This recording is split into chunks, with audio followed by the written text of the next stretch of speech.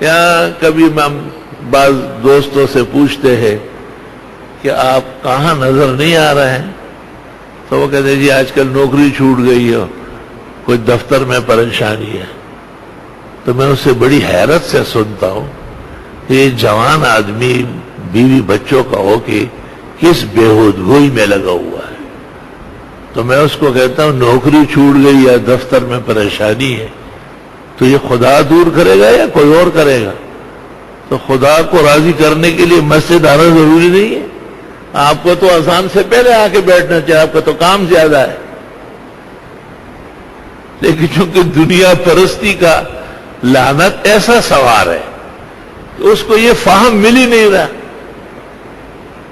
جناب رسول اللہ صلی اللہ علیہ وسلم کے متعلق صحاح میں ہے اذا فزعه امر، جب آپ پریشان ہو جاتے تھے بادر الی الصلاۃ، جلدی نماز شروع کر لیتے تھے، لا الہ الا اللہ، کیونکہ آپ نے فرمایا کہ نماز میں سکون ہے، اللہ تعالیٰ نے میرے لیے نماز میں سکون رکھا ہے۔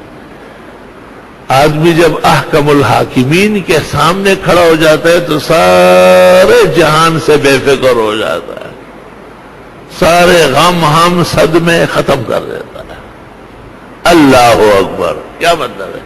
ہر چیز بیکار ہے، نکمی ہے، کسی کی دوستی، کسی کی محبت، کسی کا رشتہ وہ خدا کے مقابلے میں کارگر نہیں۔ اللہ تعالیٰ بہت بڑا ہے۔ اس بڑے اللہ کی پناہ میں آنے کے بعد ساری مخلوق چھوٹی نظر آئے گی، کمزور نظر آئے گی۔ سبحانک اللہم و بحمدک، اس لیے کہ خدایا تو بے عیب ہے اور تو خوبیوں والا ہے۔ اشارہ کر دیا کہ جتنا بھی بادشاہ ہو کیوں عیبدار نہیں ہے، کبھی نہ تھا اور پیدا ہوا، پھر نہیں ہوگا، عیب آ گیا، ساری زندگی تخت نشین ہوگا، خاک نشین ہو جائے گا، عیب نکل آیا۔